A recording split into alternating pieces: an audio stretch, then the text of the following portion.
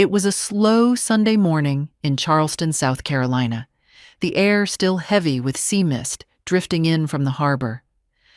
I was sipping my coffee when my phone buzzed on the kitchen table. One short message from my son lit up the screen. 8 words that sliced through me like glass. Stay away from my wife. No explanation, no warmth, just distance. My hands went cold as I read it again and again, but I didn't cry. I just looked toward the framed house deed on the wall and whispered to myself, he forgot who built the roof they sleep under. If you're watching this, please like the video, subscribe, and stay till the end. Because what came next reminded my son that respect isn't a gift, it's a debt. The morning light in Charleston crept softly through the blinds, painting thin lines across my kitchen table. I had just finished washing the dishes when my phone buzzed again. The sound was sharp, out of place in the calm of the room. I dried my hands on a towel and looked at the screen.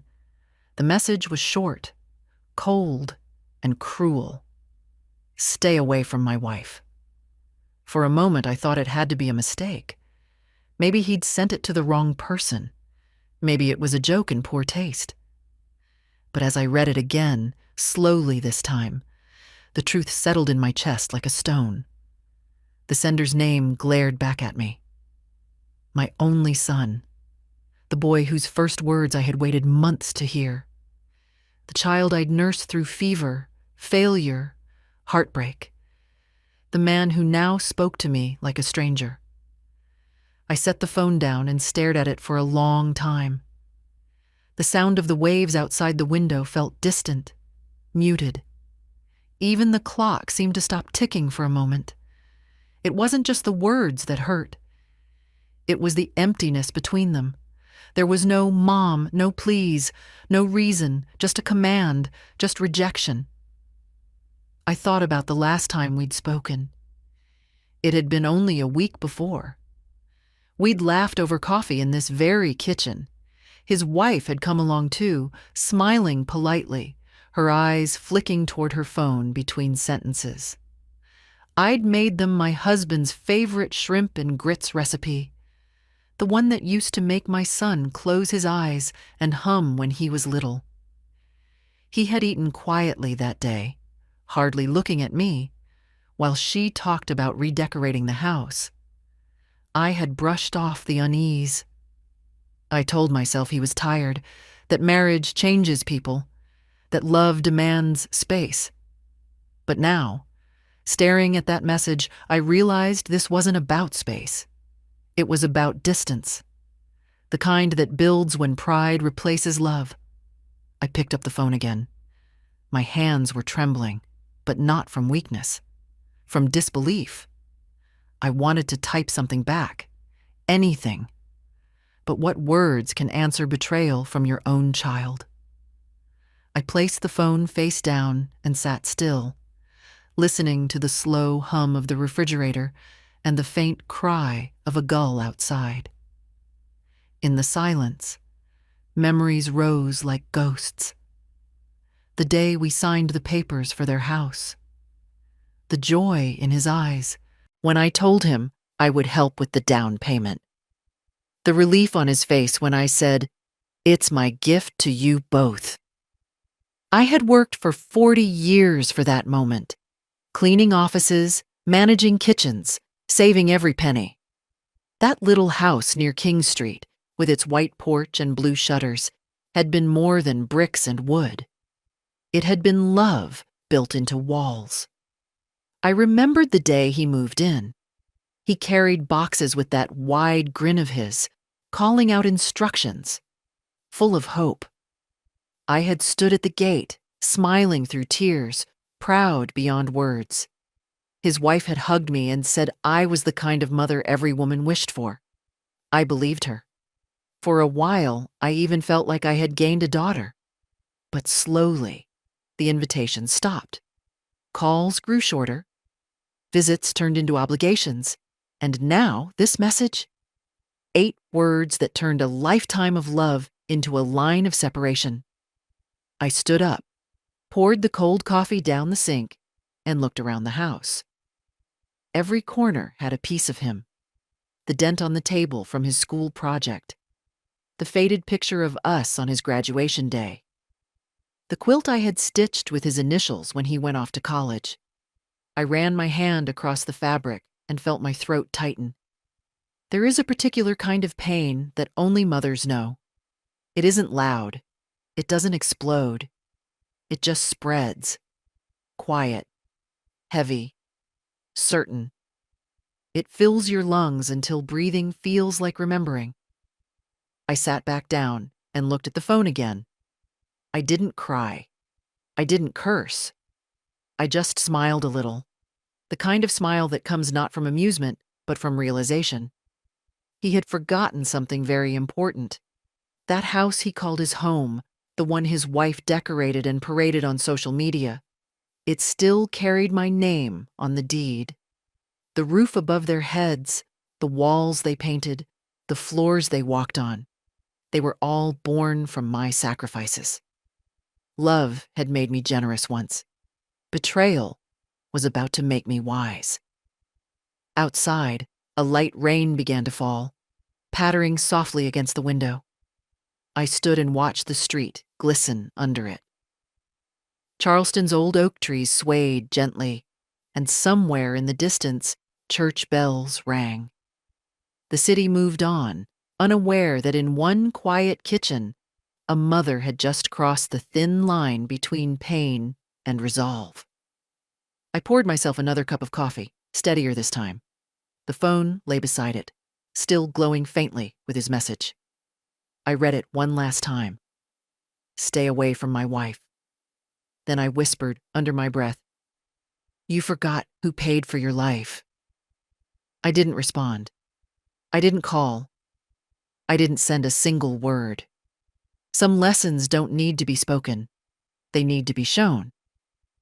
I walked to my bedroom, opened the drawer of my old wooden desk, and pulled out a faded brown envelope.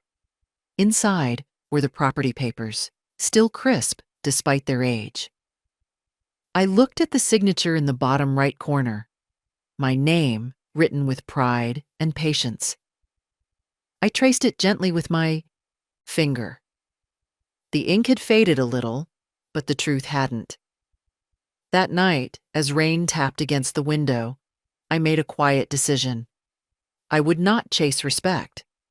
I would remind him where it came from. The world doesn't always need raised voices to deliver justice. Sometimes it only needs a pen, a lawyer, and a woman who finally remembers her own worth. There are moments in life when you realize every piece of comfort someone else enjoys came from a pain you never spoke about. My son never saw the nights that built his mornings. He never saw how much I gave up just to make sure he had more. When I look back now, I can still smell the bleach on my hands, the faint scent of burnt coffee in my old uniform, the ache in my knees after 12-hour shifts at the diner on King Street in downtown Charleston. That's where this story really began. Not with the text he sent, but with the life I built so he'd never have to send one like it. When my husband died, the house went quiet. The kind of quiet that doesn't rest. It lingers. My son was only 10 then, still too small to understand the shape of grief, but big enough to feel its weight. I promised myself that night I would never let him go hungry or homeless. I had no family close by, no savings worth mentioning, and no one to lean on except the strength I didn't even know I had. I took 2 jobs, cleaning offices in the morning, waiting tables at night. I remember walking down Meeting Street before sunrise, the sky still dark, carrying my bag of cleaning supplies while the world slept. Sometimes, I'd catch a glimpse of my reflection in the glass windows of those big, fancy stores. Tired eyes, messy hair, but always a determined face. That reflection became my reminder. If I stopped, we'd fall. So I didn't. The years passed in a blur of bills and birthdays, of late nights spent mending his clothes and early mornings ironing my uniform. There were times I didn't eat dinner so he could have seconds. There were winters. I wore the same coat for 3 years straight, patching it every season with leftover fabric from his school projects. I still remember the night he came home from college and saw that coat hanging by the door. He laughed and said, "Mom, you still have this old thing?" I smiled, not because it was funny, but because he didn't know that coat had paid for his textbooks, one missed meal at a time. When he graduated, I cried harder than I did on my own wedding day. Watching him walk across that stage, wearing the cap and gown I'd saved up for, felt like crossing a finish line I'd been running toward for 20 years. Every blister, every overtime shift, every prayer whispered in exhaustion. It was all worth it. After college, he found a good job in Atlanta, and for the first time, I allowed myself to rest. I picked up extra hours, not because I needed to, but because I had a goal. I wanted to give him something permanent, something that would outlive me. When he called and said he'd met someone, I was happy. She was sweet then, polite and soft-spoken. The kind of woman who smiled when she talked about the future. They visited often in those early months, full of excitement and plans. When they started looking for a home, I offered to help. They said they wanted a place near Charleston Harbor, close enough to feel the ocean breeze. I still remember walking through those empty rooms for the first time, imagining their laughter bouncing off the bare walls. The realtor kept talking numbers, but all I could think about was the smell of paint and the light falling through the windows. It felt like hope. I told my son not to worry about the down payment.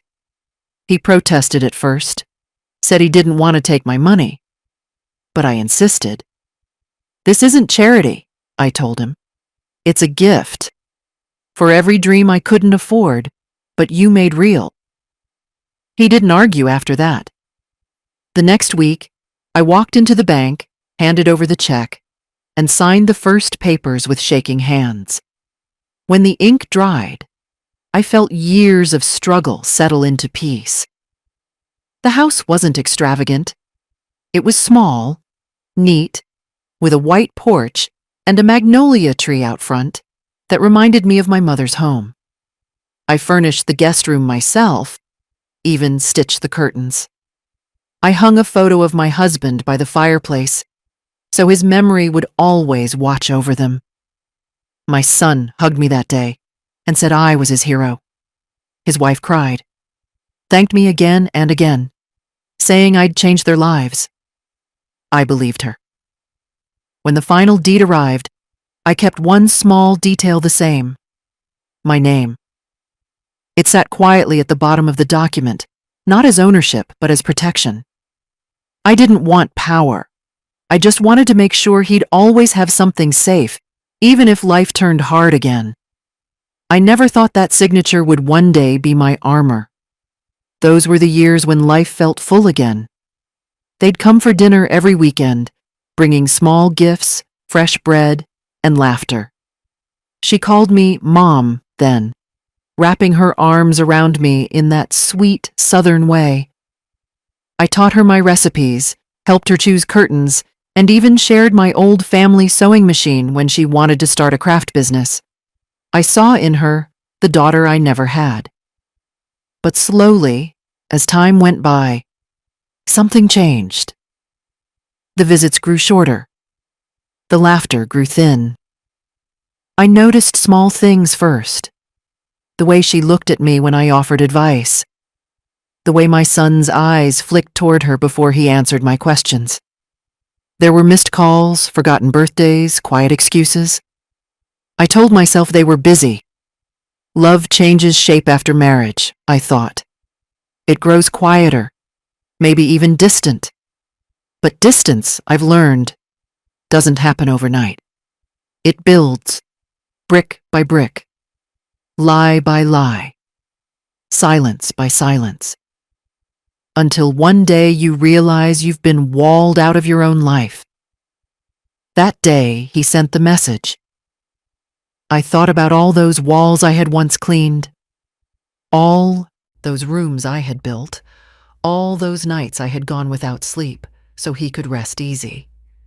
He told me to stay away from his wife, but he forgot who built the world around her. He forgot who made sure there was a roof to stand under when he said, "I do." I didn't give him a house to make him powerful. I gave him a house to remind him where he came from.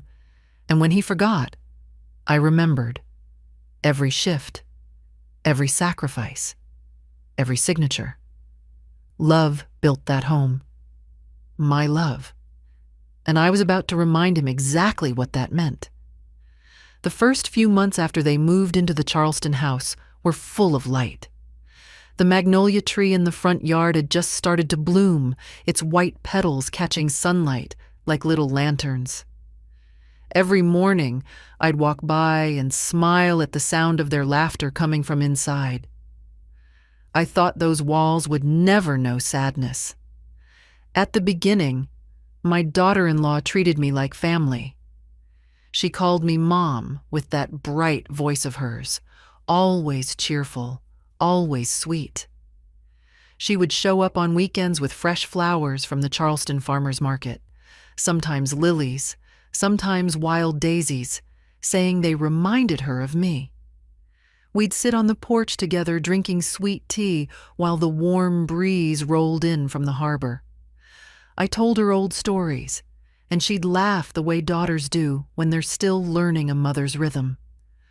My son would watch us from the steps, smiling, happy that the two women in his life got along so well. I cooked for them every Sunday. Fried chicken, collard greens, cornbread. The kind of meal that fills a house with warmth. They always ate until their plates were clean. After dinner, we'd take a walk down King Street, browsing shop windows and talking about plans for the future.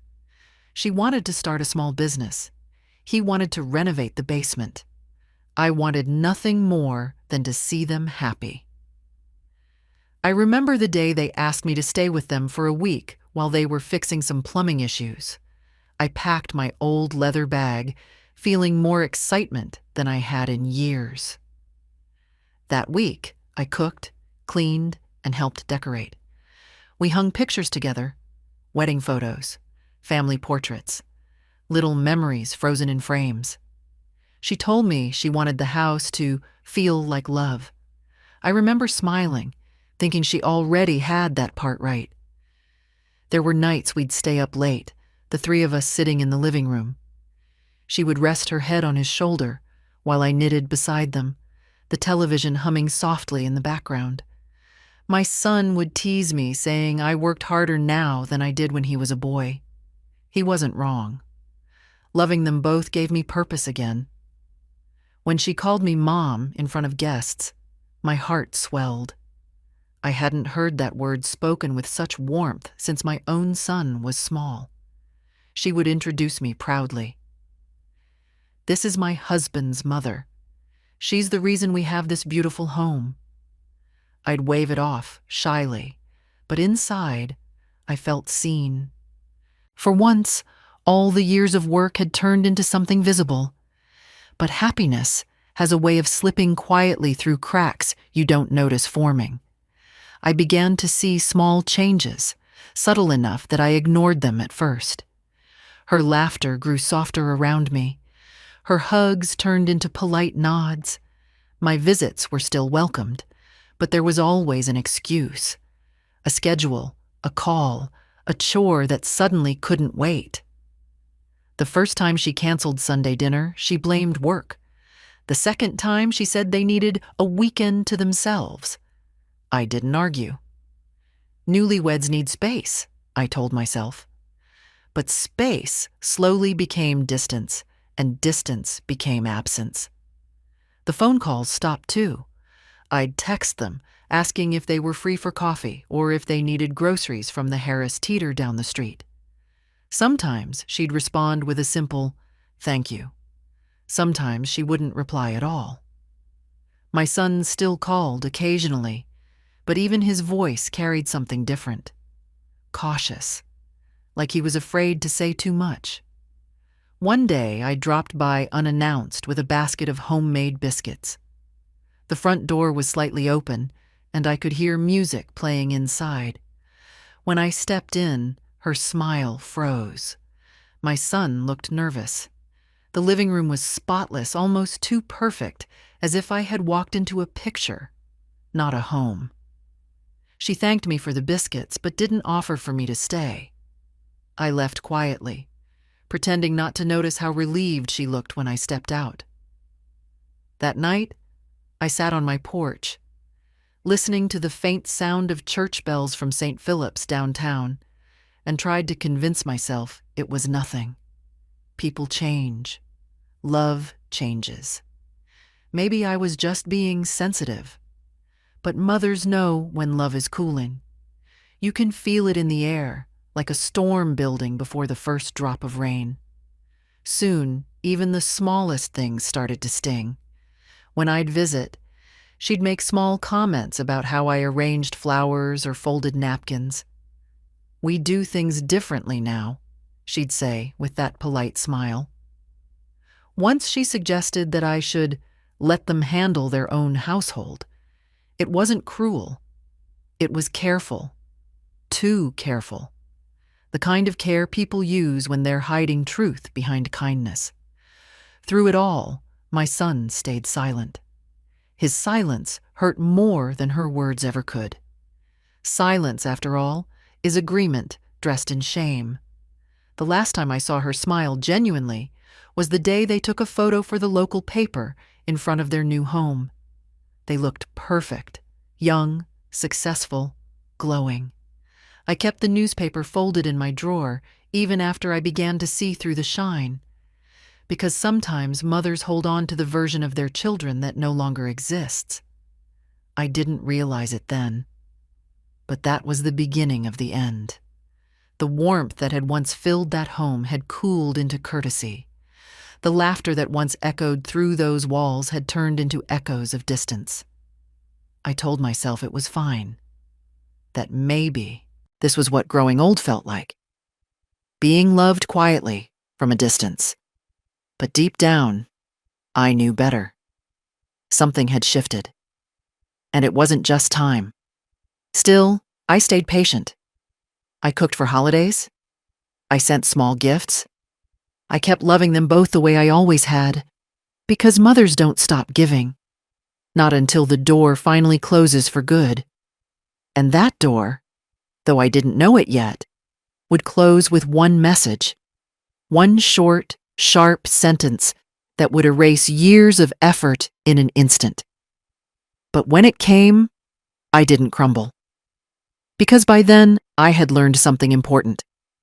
Kindness without boundaries isn't love. It's permission.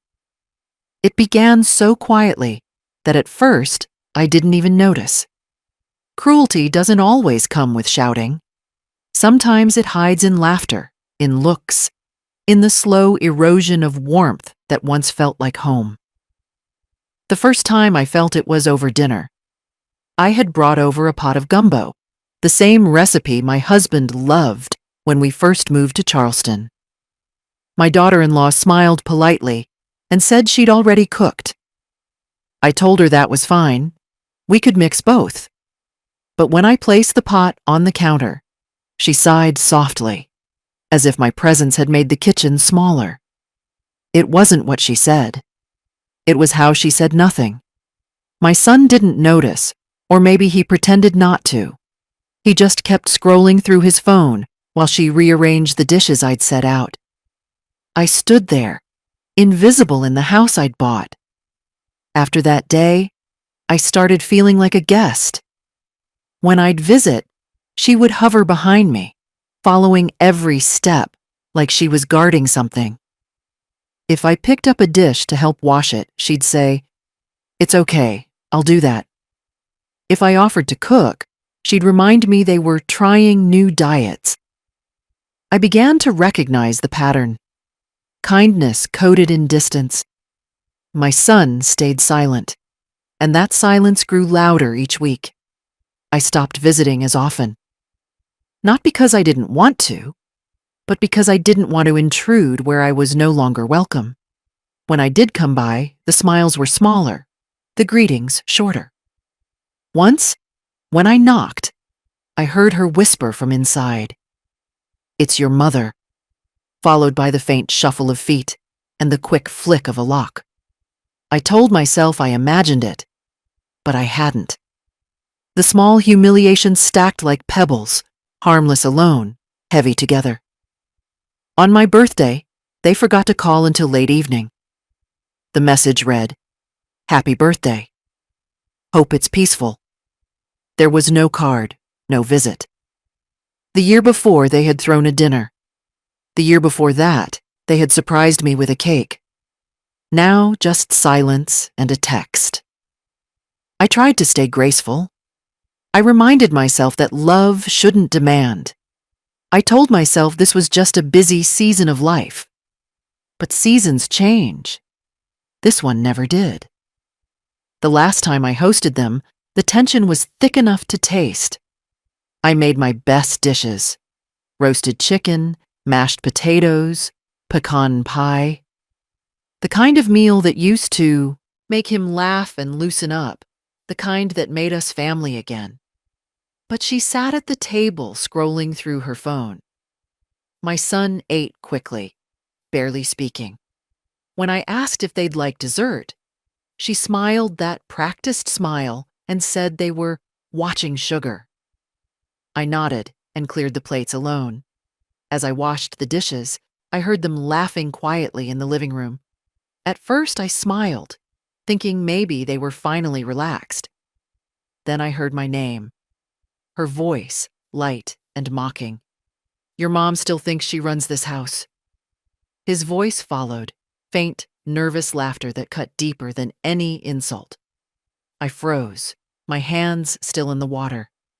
The plates clinked softly as I placed them down. I didn't confront them.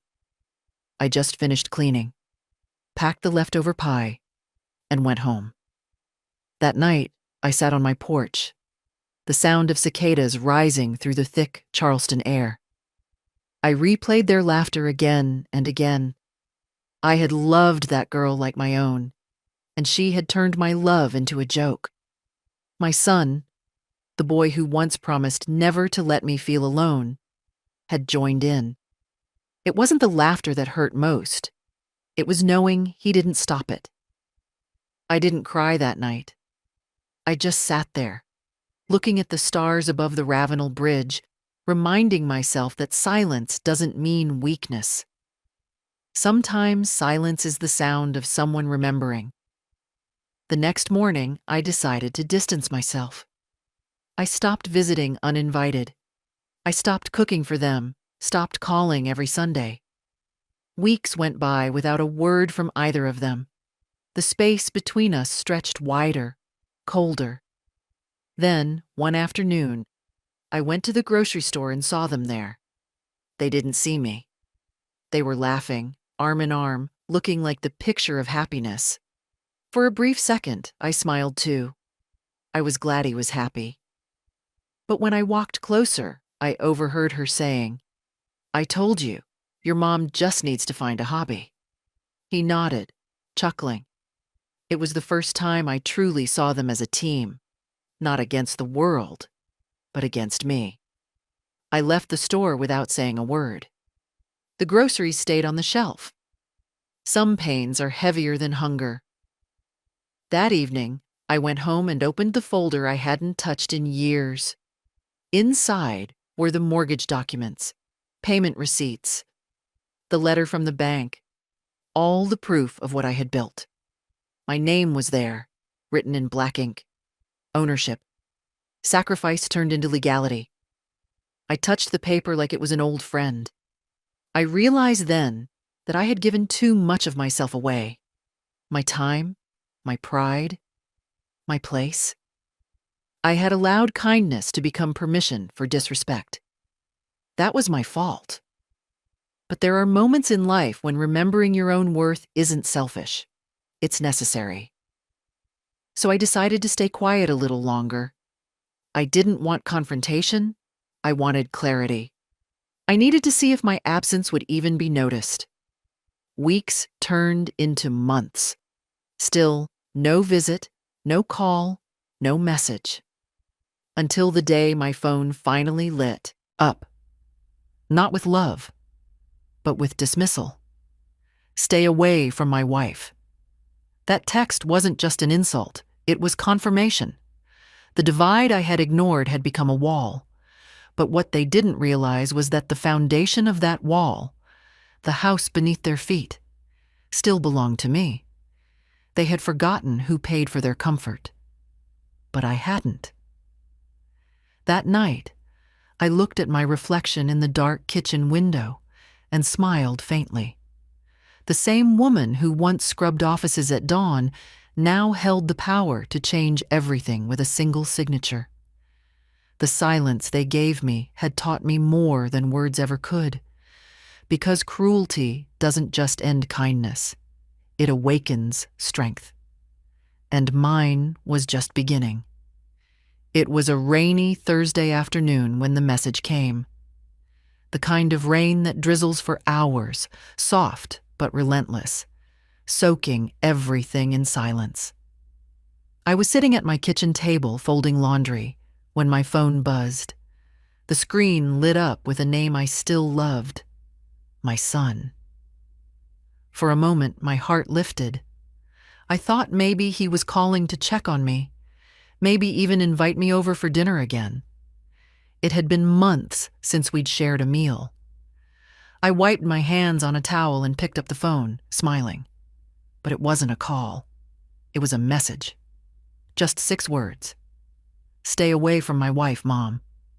I stared at the screen, waiting for it to change, waiting for another message, an apology, an explanation, anything. Nothing came. Just that one line, glowing cold and sharp through the rain's reflection on the window. I reread it again and again. Each time it cut deeper. There were no greetings, no punctuation, no kindness. Just a command. Like I was a stranger crossing a boundary I didn't know existed. My hands trembled, the phone almost slipping through my fingers. I wanted to call him, but I stopped myself. Because I knew the son who had written that message wasn't the same boy I raised. The world outside the window blurred as tears filled my eyes. I pressed my palm against the glass, watching the drops slide down the pane.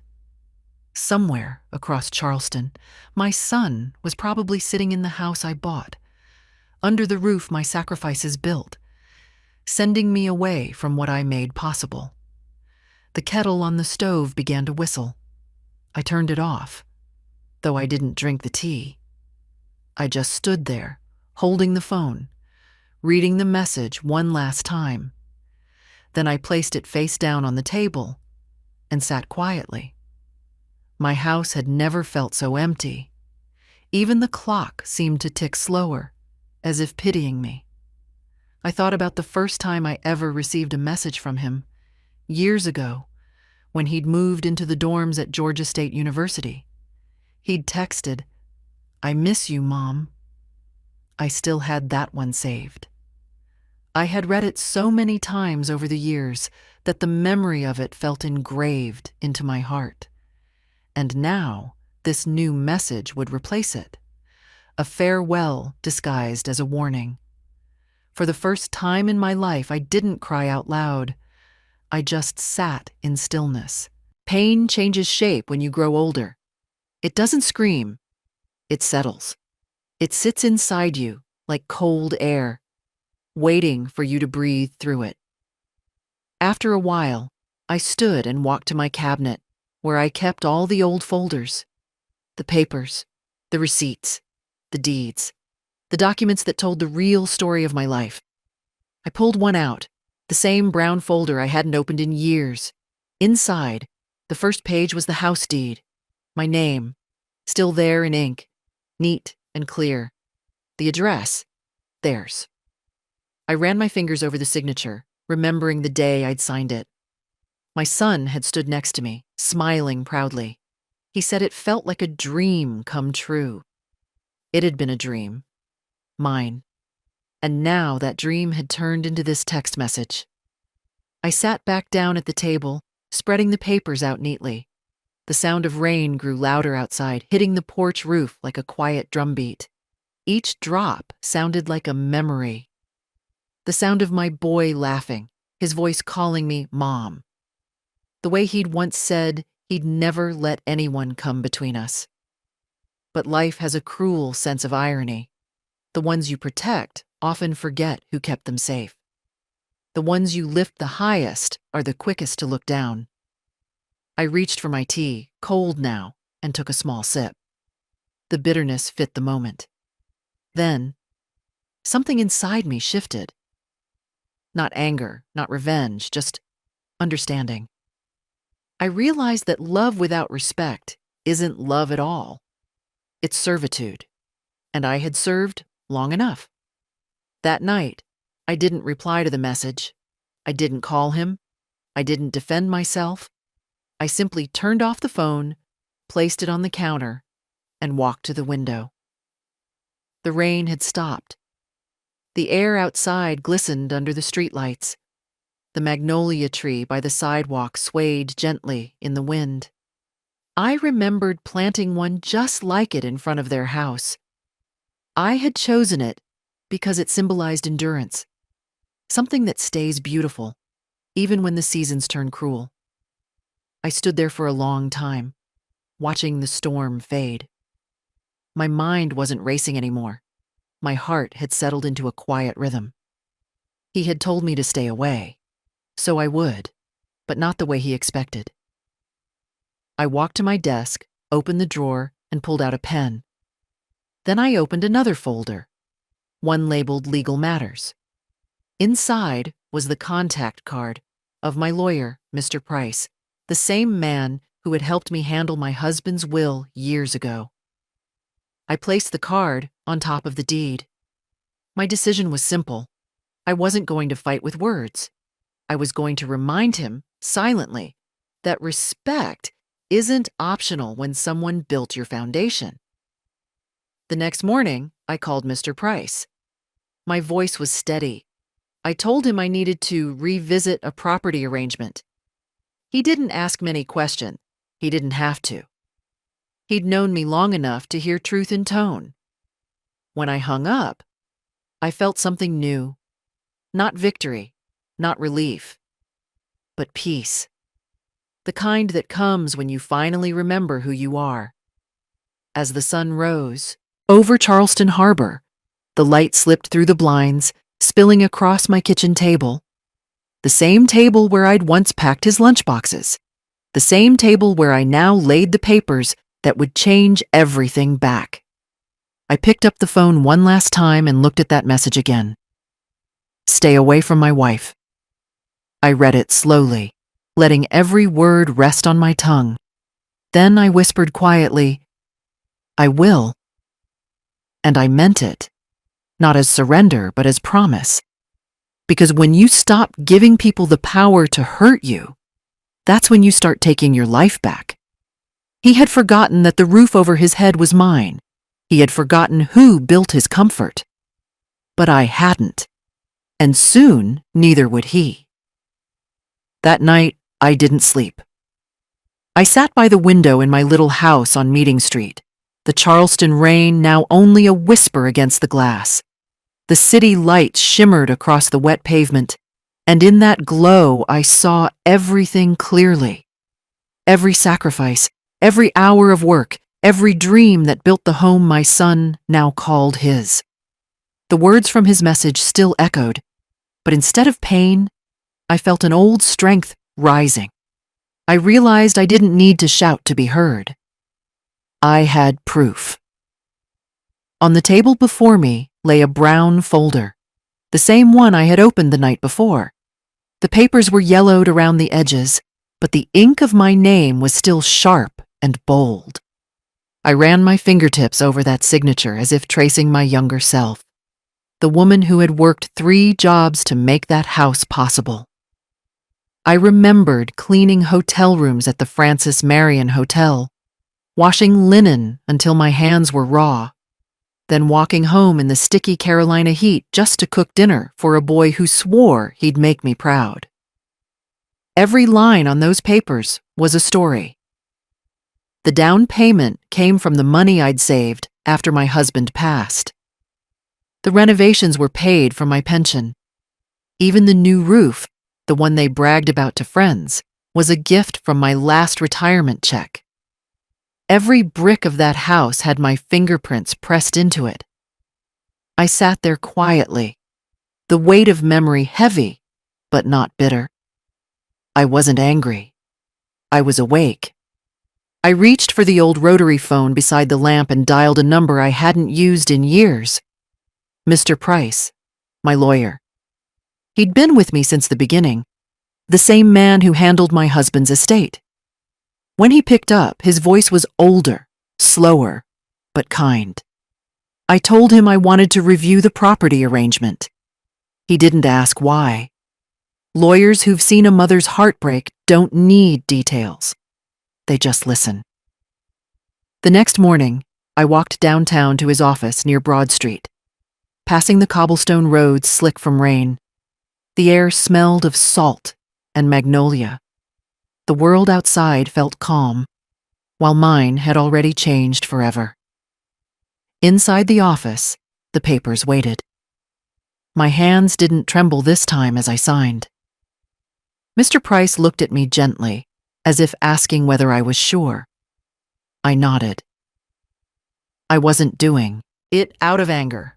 I was doing it out of respect. For myself. The arrangement was simple. Ownership of the property would be formally reverted, the transfer of title canceled. Everything would once again rest under my name. My home returned to its rightful keeper. When I stepped back outside, the sky had cleared. The sun glimmered off the Cooper River, and the church bells from St. Michael's rang faintly in the distance. Each chime felt like a small prayer, not of vengeance, but of freedom. That afternoon, I went home and brewed a cup of tea. I sat by the window again, the deed lying beside my cup, and smiled softly. My son had told me to stay away, so I would. From that moment on, I stayed away from their arguments, their games, their disrespect. I wouldn't chase love where it no longer lived, but I would not abandon what I had built. 2 days later, I called Mr. Price again to confirm the delivery of documents. He said the legal notice would be mailed the following morning. A quiet satisfaction settled in my chest. Not triumph, just peace. I didn't want to hurt my son. I wanted him to remember. Sometimes lessons don't come from shouting. They come from silence that cost something. That evening, I cleaned my small kitchen the same way I used to after long days of work. I wiped every surface until it shone. The smell of lemon and soap filled the room. It reminded me that life doesn't need grand gestures to feel new, only small acts of reclaiming what's yours. As I folded the towel and placed it on the counter, I looked at the photo hanging on the wall. The one of me, my husband, and our son standing in front of the half-built house years ago. My husband's arm rested proudly on our boy's shoulder. We looked so full of hope. I realized that taking back the house wasn't destroying that memory. It was protecting it. I wasn't erasing love. I was defending what it once stood for. The following morning, the letter was sent.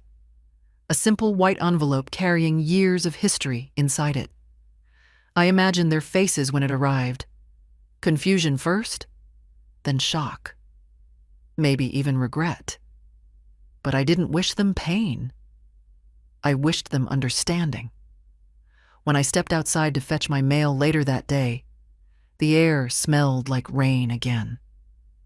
A group of children ran down the sidewalk laughing, their shoes splashing through puddles. One of them dropped a small toy, and I picked it up. handing it back with a smile. His mother thanked me warmly. That tiny act reminded me why I'd done all of this. Not for revenge, but for the principle that love deserves gratitude, not commands. I went back inside, poured myself another cup of tea, and opened the curtains. Sunlight streamed across the kitchen, glinting off the folder still resting on the table. The same table that once held his school books, his birthday cake, and now, my dignity in ink. I whispered softly into the empty room, "It's all right now." Because it was. For the first time in years, I didn't feel small. I didn't feel dismissed. I felt seen. Not by him, but by myself. The lesson was simple, but hard-earned. Kindness without boundaries becomes permission for cruelty. And I had finally redrawn my lines. When people think of revenge, they imagine rage, shouting, and broken hearts. Mine was quieter.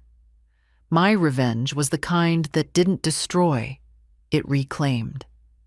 And as I sat there, watching the last light fade over Charleston, I knew the message he sent me had become meaningless, because sometimes, when a son forgets who built his home, the only answer a mother can give is the sound of her own pen, signing her name again.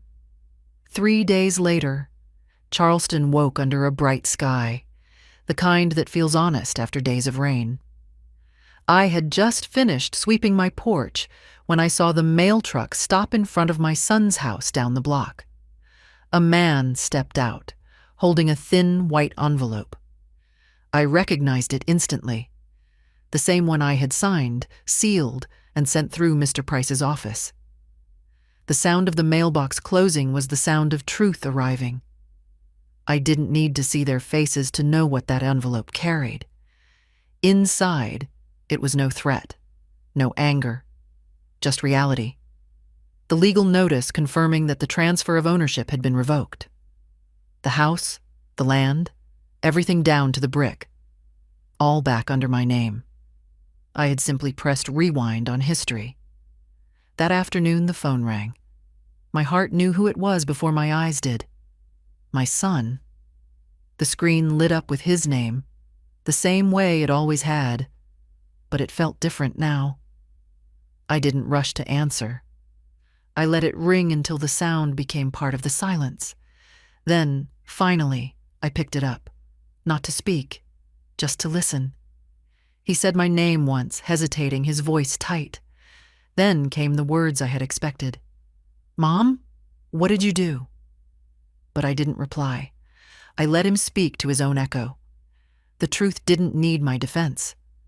When he hung up, I placed the phone back down, calm and steady. I had already said everything I needed to, with my signature. By the next morning, the whispers had started around the neighborhood.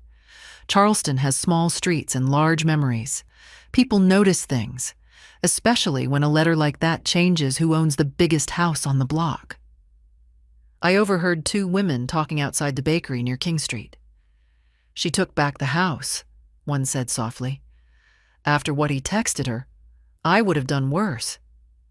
I walked past without looking at them, but inside I felt something I hadn't in months: validation. At noon, I brewed tea and sat by my window. Across the street, I saw my son pacing in front of his porch. The letter was still in his hand, crumpled but intact. His wife stood beside him, her expression shifting between fear and disbelief. She glanced toward my house once, quick and sharp, before turning away. I didn't move. I just sipped my tea slowly and watched the wind play with the magnolia leaves outside. That night, I imagined their house. I knew it well. Every corner, every creak, every memory built with my savings. I could picture them walking from room to room, seeing my name on the documents, realizing they had built their comfort on borrowed ground. It wasn't cruelty that I felt. It was balance. For too long, I had lived on the other side of disrespect. Now, for the first time, they were standing there instead. 2 days later, another call came. This time, it was from Mr. Price. He told me they had requested a meeting, desperate to clarify the situation. His tone was almost amused. I told him there was nothing to clarify. Everything was clear, written, signed, filed. I wasn't fighting them. I was simply finished being erased. That evening, as the sun set over the harbor, I walked to the water's edge. The tide was low, the air sweet with salt. I watched a few boats rocking gently near Waterfront Park, and for a moment, I thought about the years I had spent giving. All the meals I cooked, all the hours I worked, every quiet act of love that built the foundation of their comfort. I had never wanted repayment, just respect. And if respect came only when comfort was taken away, then so be it. The next morning, the phone rang again. I ignored it. Some lessons require silence to echo properly. I spent the day gardening, trimming the rose bushes I'd planted years ago. The smell of fresh soil filled the air. It felt poetic, reclaiming my ground both literally and legally. That evening, I walked through my home, the smaller one I had moved into after giving them the larger property. It wasn't grand, but it was mine, truly mine.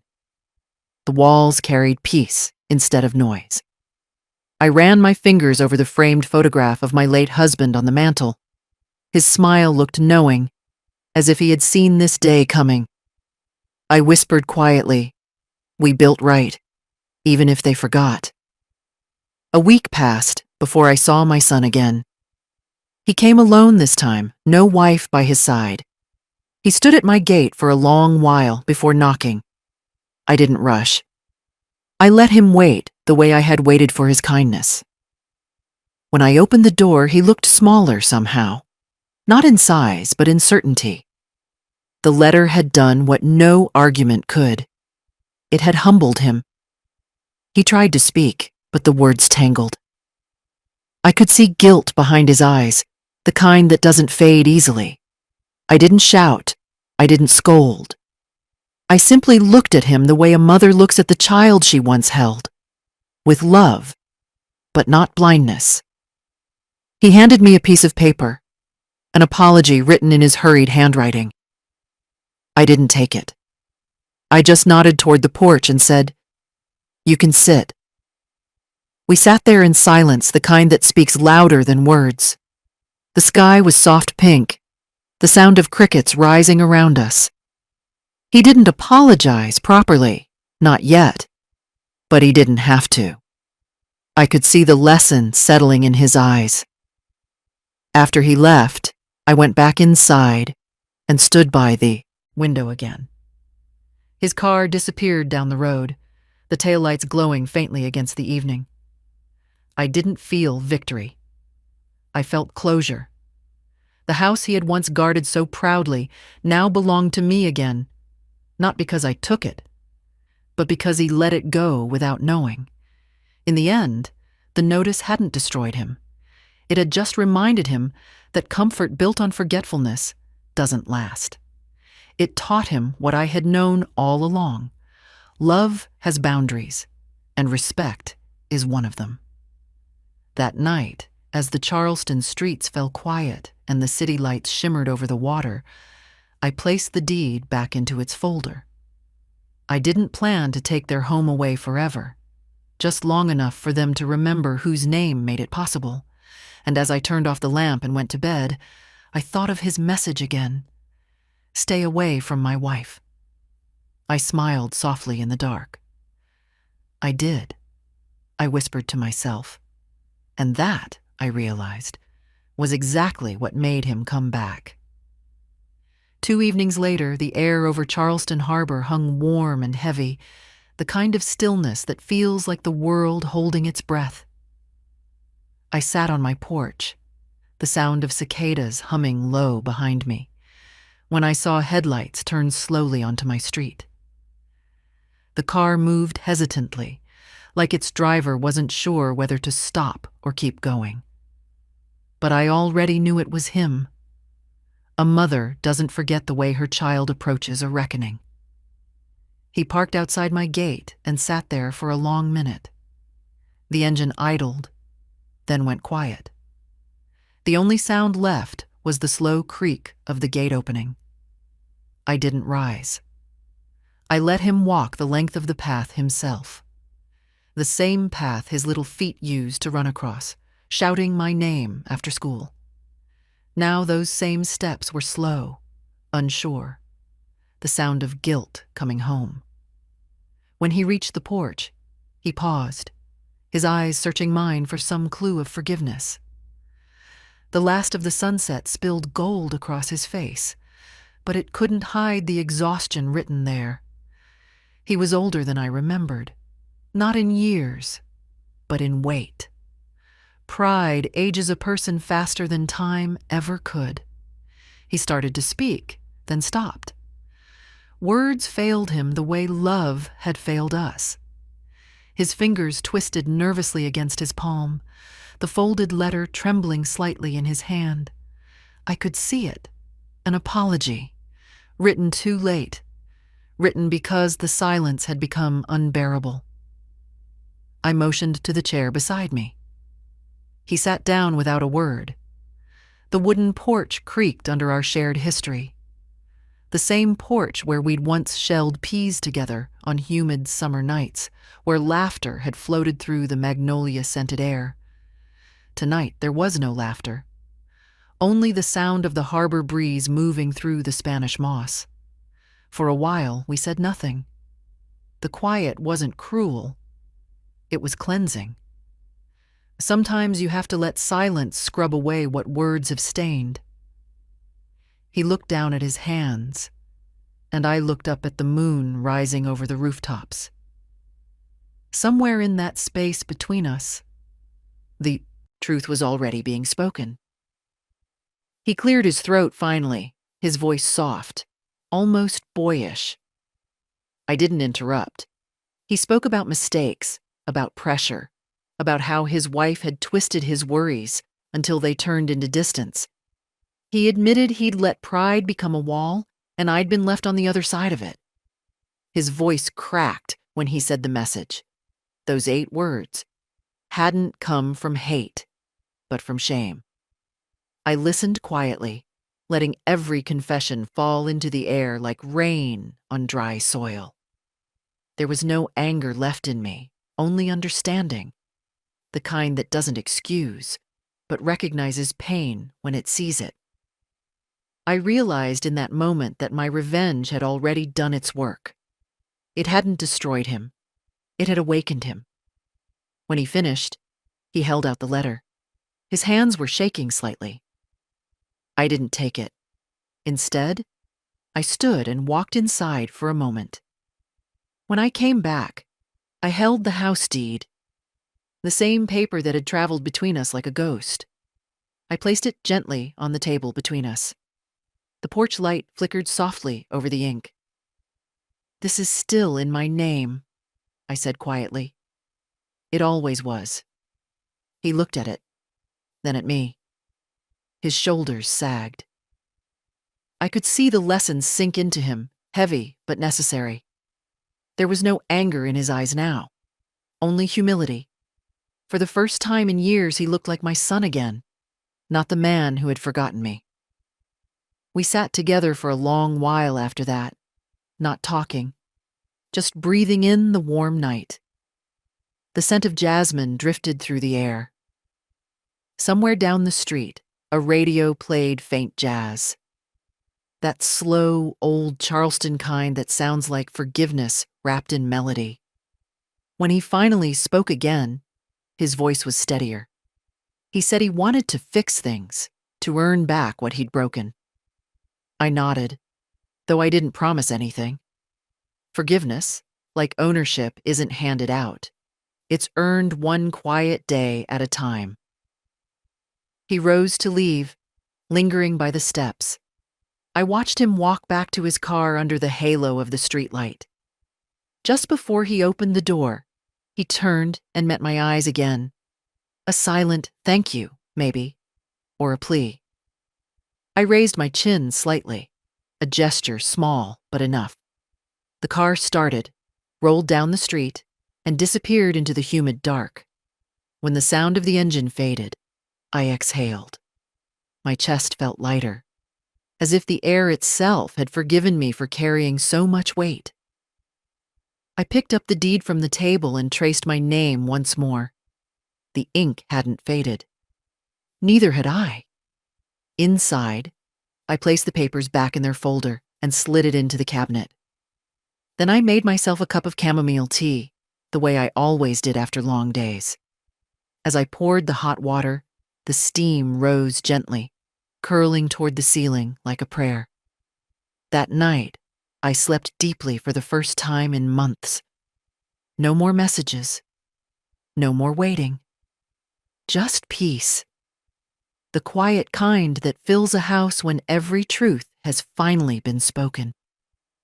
In the morning, sunlight spilled through the curtains, warm and golden. I stepped onto the porch again, barefoot, the boards cool beneath my feet. Across the street, my son's house stood silent. But it looked different now. Not like a trophy or a reminder, but simply a home. I smiled to myself, not because I'd won, but because I'd remembered something he still needed to learn. That the strongest walls aren't built from bricks, they're built from boundaries. And as I sipped my tea, the city of Charleston began to wake. The sound of church bells in the distance, the soft chatter of people starting their day. I closed my eyes and whispered a small truth to the morning air. He asked me to stay away, I murmured. But sometimes distance is the only bridge left. The days that followed were quiet in Charleston, the kind of quiet that feels earned. The late summer heat had begun to fade, leaving soft breezes that carried the smell of salt and garden soil through my open window. I spent my mornings tending to the potted ferns that hung from the porch and my evenings writing in the little notebook where I kept lessons life had taught me.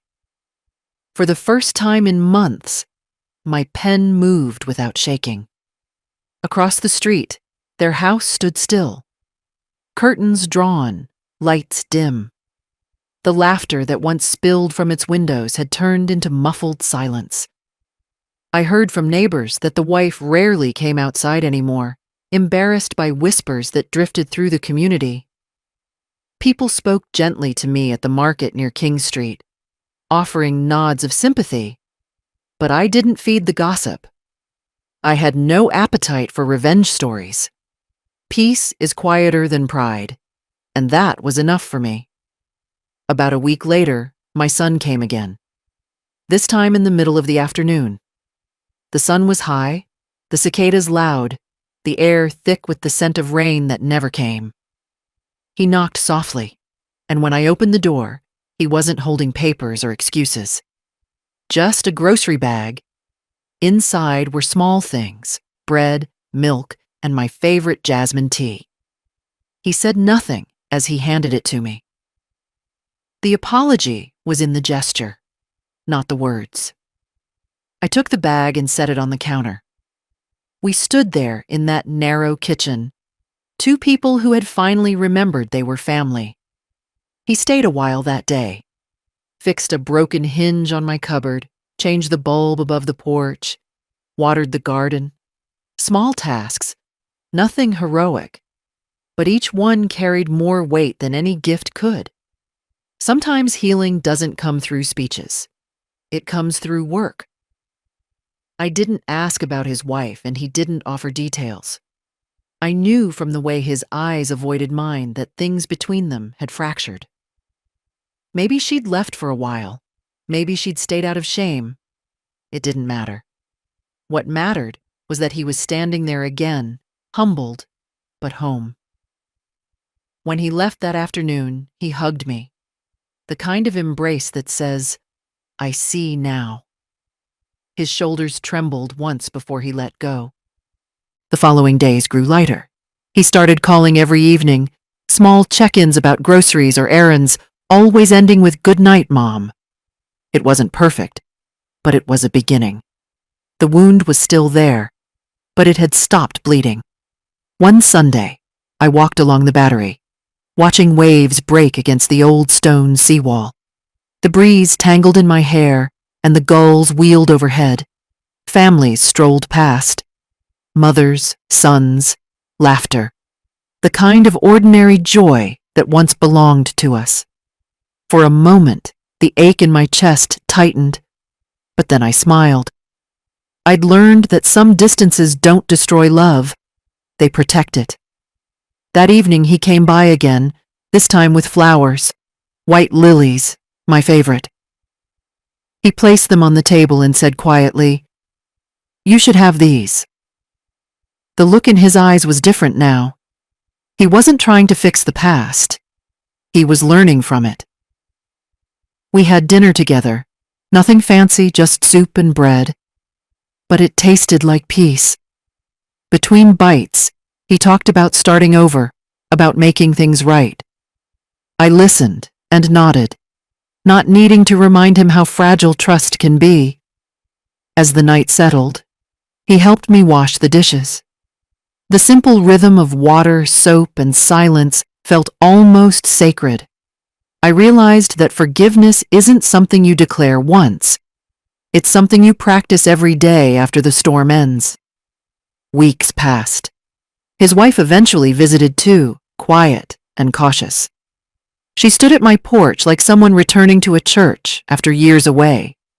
Her eyes were tired but sincere. She said little, only that she was sorry.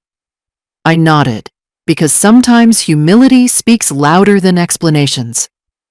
I offered her tea, and we sat in the same chairs where pride once burned holes through the air. They left together that evening, walking hand in hand toward the home I had once taken back. The porch light from my house stretched across the path like a bridge. I knew they would return to that house with a different kind of silence, not shame, but reflection.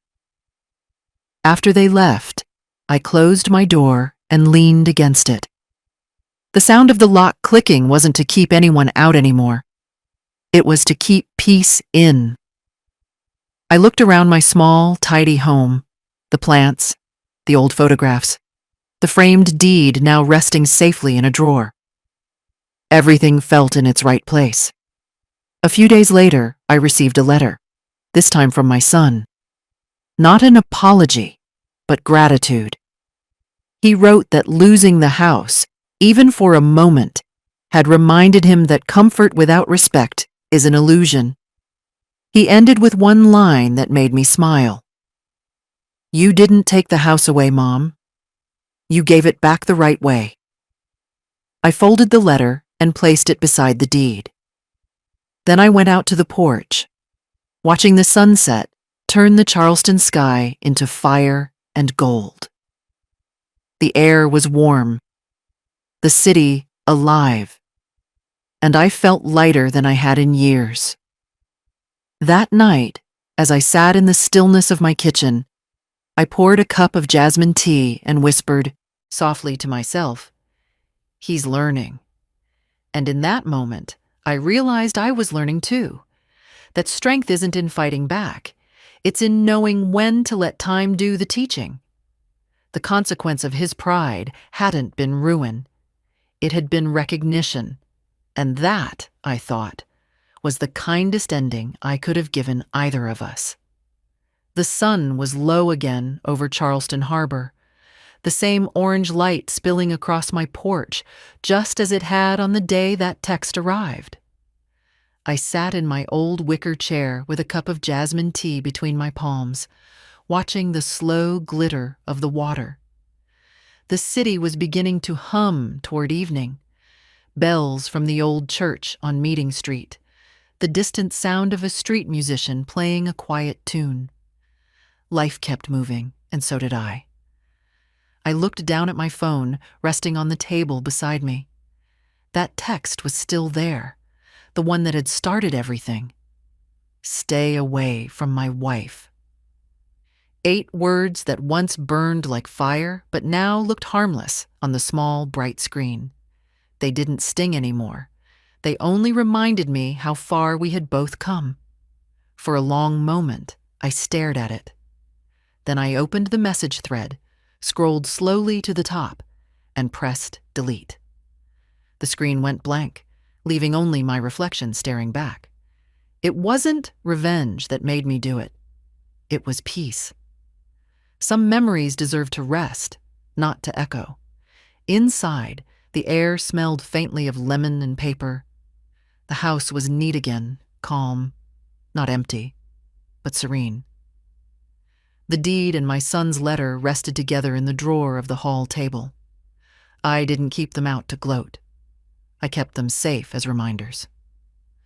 One for what I had earned, the other for what I had forgiven. I poured the last of my tea and walked slowly through the house. My fingers brushed across the old family photographs on the wall. The young man my son used to be. The husband I once shared laughter with. The woman I was when everything depended on me alone. Each frame held a different chapter of love and loss. But tonight, none of them hurt to look at. Through the open window came the sound of crickets, the soft chatter of the neighborhood settling into night. I thought about how everything circles back in its own time. Hurt into lesson, pride into humility, distance into closeness. I had spent my life building, giving, feeding, loving. Sometimes love bends under the weight of its own expectations, but if you let it breathe, it rebuilds itself quietly. I stepped out onto the porch again. Across the street, the house I had once reclaimed stood with its lights on. I could see silhouettes moving in the kitchen, my son and his wife, slower, quieter, different. They were laughing softly about something. The sound reached me faintly through the night air. It didn't pierce like it once would have. Instead, it warmed the edges of the darkness around me. I realized that the lesson wasn't about property or punishment. It was about remembrance, of roots, of effort, of gratitude. People forget who lifted them when they were small, until life makes them kneel again to find balance. And sometimes, a signature on a paper can do what 1,000 words of pleading never could. Remind them of who made home possible. The porch light flickered as I turned to go inside. I paused, looking back once more toward the street. The magnolia tree between our houses swayed in the wind, its blossoms pale against the dusk. Years ago, my husband and I had planted that tree together when our boy was born. Its roots had grown deep through every season of storm and calm. It had bent but never broken. I smiled then, realizing that maybe I had become that tree, weathered, scarred, but still standing, still offering shade even to those who once forgot its worth. I went inside and placed the kettle back on the stove for another cup of tea. While it warmed, I sat at my small desk and opened my notebook, the one where I wrote the quiet truths I wanted to leave behind. On the fresh page, I wrote, "Respect is not inherited. It is earned by how gently you treat the hands that fed you." I underlined the words once, then closed the notebook and set it beside the lamp. The soft golden light filled the room, chasing away every shadow that had lived there for months. As the kettle whistled, I poured the tea and carried it to the porch again. The night air was cool now, carrying the scent of salt and flowers. I looked out at the city lights reflecting on the harbor, and for the first time in years, I felt completely at rest.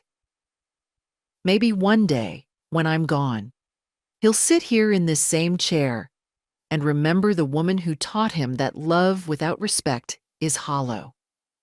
Maybe he'll teach his own children the same thing, not through speeches, but through the way he listens, the way he apologizes, the way he builds without forgetting the hands that helped him. I took a long sip of tea and exhaled. The sound of the tide rolled softly in the distance, steady and timeless. That's when it struck me. I hadn't just taken back a house. I had taken back my peace. Before I turned in for the night, I looked at the stars one last time and whispered the words I wanted him to remember forever. I didn't remind you with anger. I reminded you with a signature. Then I looked into the camera lens of memory, the same invisible audience that always listens when I tell these stories, and said quietly, "Tell me, if your child forgot your sacrifices, would you forgive them with words, or let the lesson speak for itself?" The harbor lights blinked like small answers in the distance, and the night carried them away.